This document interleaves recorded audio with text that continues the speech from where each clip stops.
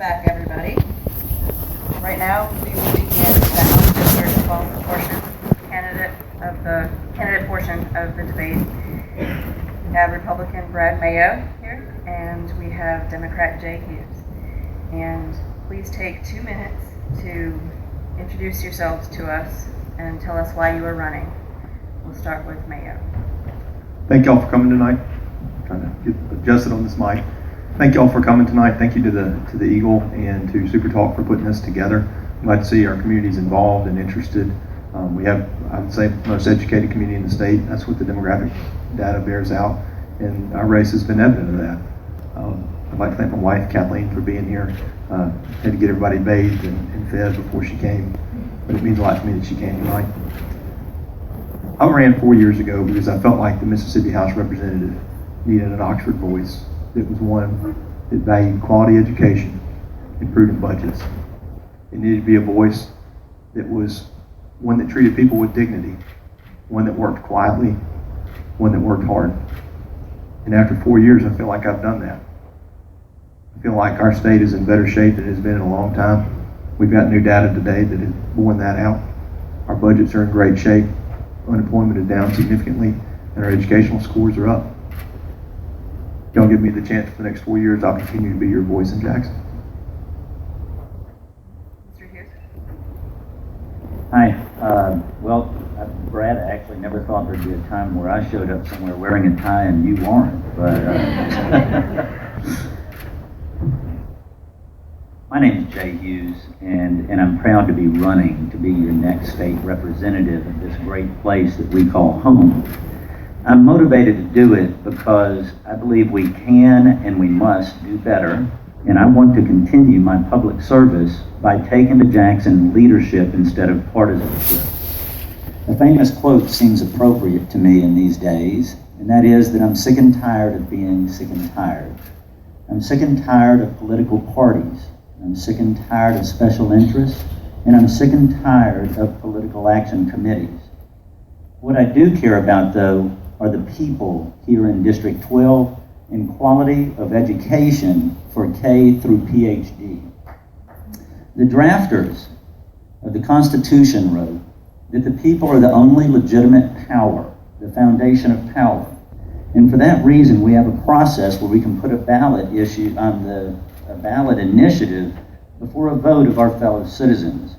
Never did I believe that I would see a time in this state when our elected leaders, including my opponent, would use their official offices, our tax dollars, and every trick in the book to attempt to crush the right of the people to have a fair and honest vote on their initiative. So regardless of how you feel about Initiative 42 and what its subject is, that fact alone should cause you to question, what about the sanctity of democracy of the people having their voice? We are still in last place. We are in last place in education. We are in last place in health care. We can do better. I'm running because I'm fed up with 50th. I'm a leader, not a follower. My parents raised me with 3 basic things: to do right, to work hard, and to remember where you came from and how you got here. I pledge to do that for each of you, and I thank you for the opportunity to show you why I deserve your vote to be the next state representative in Jackson. All right, we do have a couple of new faces, so just wanted to ask you to hold applause until the very end for everybody. It's without a doubt, education is the hottest topic right now, and please take on the challenge of, in 3 minutes or less, tell me your stance on 42. Mr. Mayo. Well, I will not be voting for Initiative 42. I will be voting for Initiative 42A. However, should it pass when I'm reelected, I plan to make the appropriate measures that will enact it and make sure that if it passes, and the legislature must try to implement the MAP program to avert lawsuits, I will be in there to make sure that we both fund our schools but also try to protect our district. Mr. Hughes. I plan to vote for 42. And the reason I do it is not just because of the underfunding, but of the perpetual protection that our education budget must have from partisan politics. That's why I'm here. And had that not been an issue, and had it not been underfunded by $1.7 billion, and had our legislators vote for an alternative to Confuse, I wouldn't be running.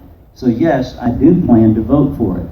So people ask, why do we have a need to amend the Constitution? We have that need because our inherent checks and balances say that the people have the power voice. They have the paramount right to say what laws they want. There are 50 states. There are 49 with constitutional requirements to fund education. Mississippi is in 50th place, and we don't have that. Because we don't have it as a constitutional mandate, then the legislatures can accept, reject, or just ignore flat out the MAEP and funding, because it becomes a partisan fight each year. If they are mandated to fully fund education, if they're mandated to, then there can't be any debate about that. They've got to start implementing the reforms that are necessary with the waste that we do have in our current educational K-12 system throughout this state. For that reason, it's important to first give the voice of the people the right to be heard without interference of the political parties. And then secondly, to make sure that our children and our grandchildren will always have adequate funding. Adequate is already defined in Mississippi law. So when you say there's no MAEP in 41, that's simply not true. Not every law defines every single word, but adequate funding is a 4-page formula that was approved by the legislature in 1997. So it's simply saying you cannot ignore it anymore. If you want to fund less, then you need to take the steps that are necessary. When we have 158 school districts, the most in the nation, and we're not yielding top results. So I plan to vote for it, and I would ask everyone else to vote for it so that we're not dealing with this in 4 years, 8 years, or 12 years. What did the other candidates say that you want to refute or expand upon further in 3 minutes? Mr. Mayo, we can start. Well, I won't refute anything that he said. However, I will say, I was reading today about New Jersey. New Jersey has a constitution that says thorough and efficient, not adequate and efficient. And in New Jersey, since it's been passed, it's been constantly litigated. Now you have 5% of the school districts that contain 20% of the students getting 60% of the funding. Guess what? They still underperform. There are much more important issues that face their schools and will face our low-performing schools. We have to make sure that we focus on all issues and not just funding. To that end, the last 4 years, we've undertaken some educational reforms, and we saw some of the fruit that's borne today.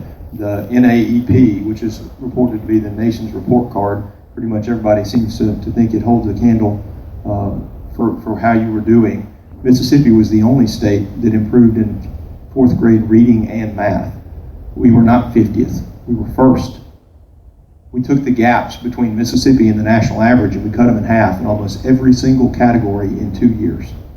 That's because we focused on early childhood literacy, we focused on putting money into teacher training, putting money into the classroom, and that's borne fruit. Mr. Hughes. I would take exception, I think, or disagree respectfully with that statement. And that is, for 4 years, we have had a single party in control of all branches of government, all three. It could literally pass anything it wanted to without objection. And here today, 4 years later, we are hearing for the first time in this election year that the MAEP formula is broken. Well, if it's broken, why has there not been any effort in 4 years to fix that formula? Let's get funding in line. I think the fear is the fear of not being reelected by the majority of legislators, so they don't want to mess with the MAEP formula, so they just ignore it. It's not the way you do it. You don't plan on your reelection when you're making such critical decisions for our future of our children. The more testing, that's what's come out of the last 4 years. I do like to see less testing than 41 to 50 days every year that makes millions and millions for the testing companies. It's sold under the guise of accountability, and the reality is the teachers don't have enough time to teach. And that is a problem that I think needs to be addressed. less testing, less political interference with the teachers who have been trained to do just that, teach. Let's let the teachers teach. Let's test them back the way that it was tested a decade or two ago before the lobbyists and the special interests for the testing companies came to Mississippi and delivered a boatload of champagne and shrimp. So that's something I disagree with. That the real change is implement reforms that affect cost, modify the MAP formula if you disagree with it. Those are two things that have not been done in 4 years a single time. What else is important to this county that you want to handle while at the Capitol? And you have 2 minutes on this one. Mr. Hughes, you can begin. Well, obviously education is what motivated me to run, and I say it all starts with education. I agree it doesn't end there. Healthcare is a second important thing to me, which I believe it's a two-part answer for me. Healthcare and fully funding Medicaid. We can pretend all we want that and wear rose-colored glasses that by cutting off Medicaid expansion that we have somehow made the problem go away. But you, I, and all of our neighbors are still paying for all of these people who are still getting sick, just as before. Unfortunately, it's coming at the expense of our healthcare system, continuing to have to treat them now for free.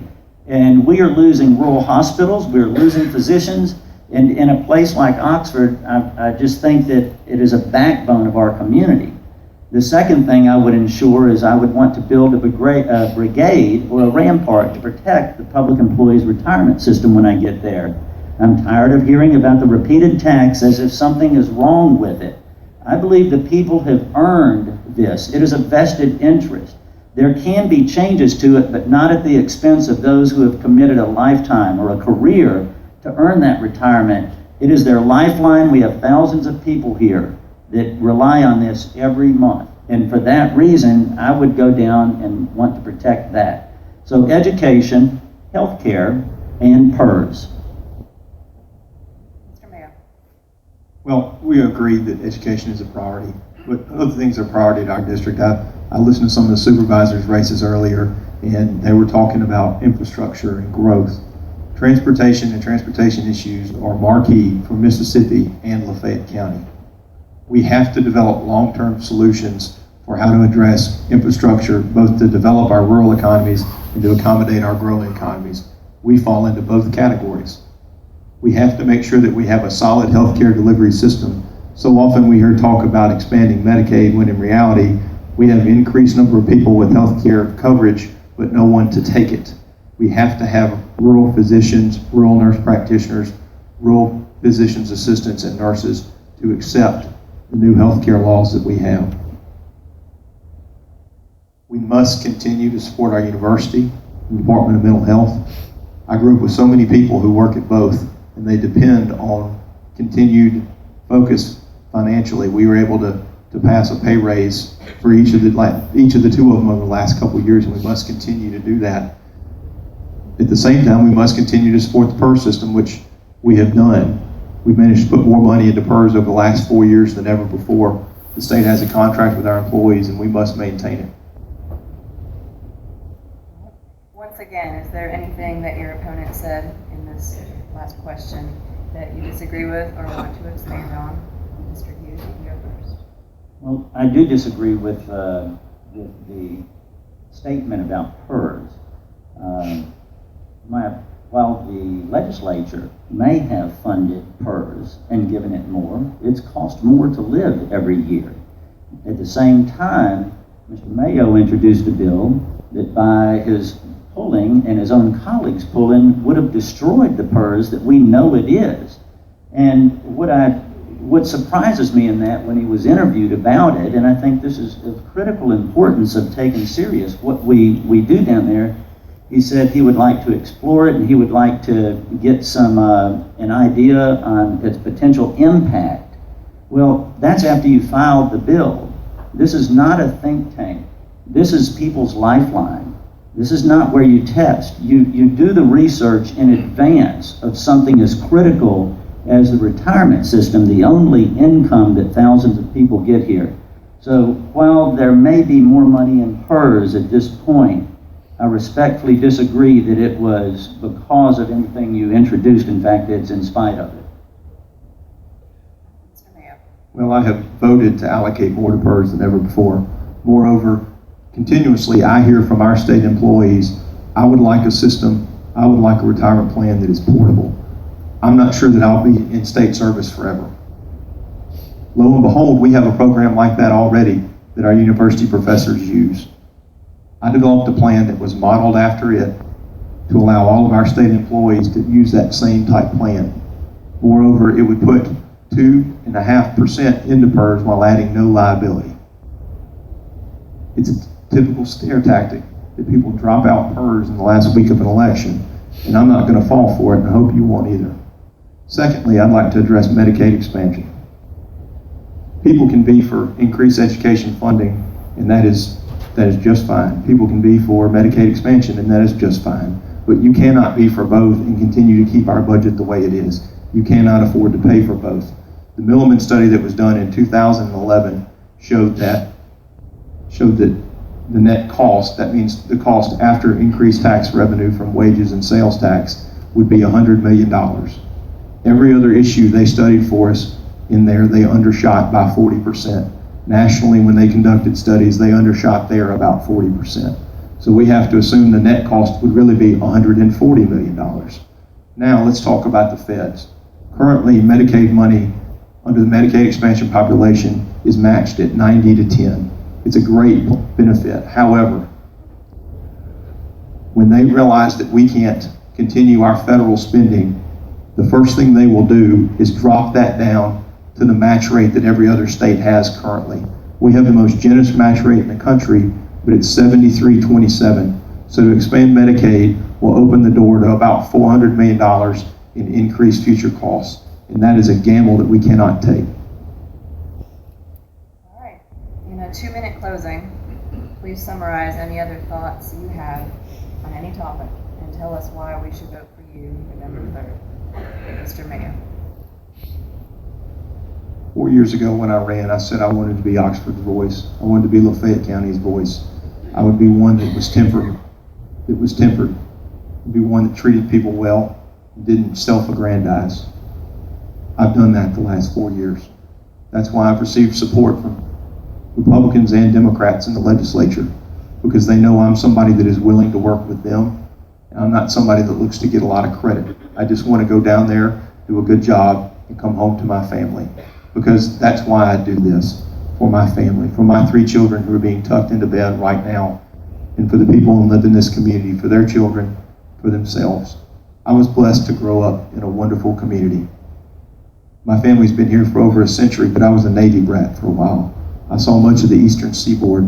When we finally settled here, I knew I'd found home. There were people who took me under their wing. They took time to take me camping, to coach me in sports. We have a special community, and I feel like we need a special voice in Jackson. I'd like to be your voice. I'd like to continue to share our values, to share our views, to budget prudently, to value education, and to support health care. Thank you for your time, and I'd like to ask for your vote next Tuesday. Mr. Hughes. I can't help but go back to Medicaid because it brings to mind a complaint that we don't have sufficient money. And I see the cronyism, and it goes back to the special interest in the political action committees. And when I say that, I think of the $155 million that was given away as a tourism and retail tax credit to the Bass Pro Shops, to the malls, to the outlet malls in South Haven and on the coast. That's $155 million given to developers who develop for a living, and they gave them a credit. It didn't increase tourism. It paid back favors and contributions. That's one of the things that I'm tired of and why I'm running. That $155 million would have easily covered the $140 million if the projection is really 40% off. As I started this campaign, I said, I would not and I have not taken any PAC money. My goal is to answer only to you, to the people of District 12. I cannot promise you that I will always vote the exact way that you want me to vote on every single issue. because I wouldn't be true to myself when I say that I believe that I'm going to do the right thing regardless of which party introduces it. And I want to do that, and sometimes we're right and sometimes we're wrong. Not everyone has the same idea about everything, or we wouldn't have this debate right now. As I started, I said, I'm sick and tired of being sick and tired. I'm fed up with being 50th. I don't want to be 49th or 48th. I want to shoot for number 1. And so what if we miss? We're still finally moving forward. I have vast experience as a businessman, as a scrapper, as a fighter, as a leader. I came here in a 72 Honda Accord, and I'm so blessed to be where I am right now. And it's this community. And my goal is public service, to leave this place better than I found it. My deceased mom and dad raised me with 3 simple rules, as I mentioned: to do right, to work hard, and to remember when you came from and where you've been. I've lived my life by these simple rules. I can and will make a difference. If you will please trust me with your vote, I will prove to you that it all starts with education. Thank you. Thank you both for coming tonight.